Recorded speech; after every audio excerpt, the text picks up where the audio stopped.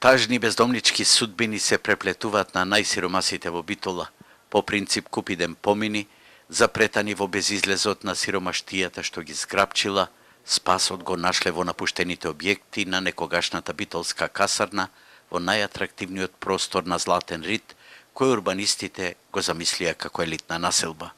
А мозаикот на оваа мрачна слика, објективот на нашата камера го наслика вака. Акис Салимовиќ, чија куќа изгоре во населбата Баир, одне мајкаде се прибра тука со 2 хендикепирани деца. Со 3 члена живеем овде во овој објект овде. Ова детето мое оболение. Уште една ќерка имам, тромбоза од 2 нозе, инвалидна. По улици сум. Прво живеев горе, кај ромите, пожаров кај шофате. Ми изгореш све што имав. И останавме од тогаш по улици.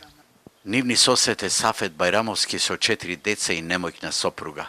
Откако претходно си ги кажаа маките на нашата телевизија, другиот ден полицијата ги набрка од претходниот објект, каде што беа прибрани. И сега за сега сум во касарната, се најдувам со мојата фамилија и на улица сне. А така тие објекти ги расипуваат, а шубај објекти никој на улица се не можат да ни направат да живееме како луѓе други што живеат. Сакаме и ние да живееме без вода, без струја, до кога? Сега од тука кога дојда да ми стера, кај ќе ода, моите деца кај ќе ода да учат?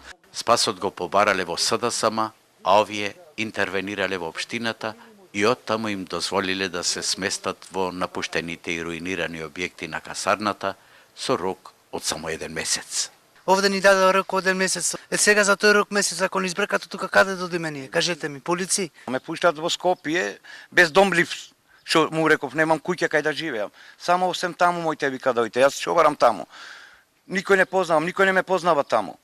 Може да убисо, може да ме отепат. Мачни и неизвестни 30 дена тука ќе поминат 10 роми, од кои 6 се деца.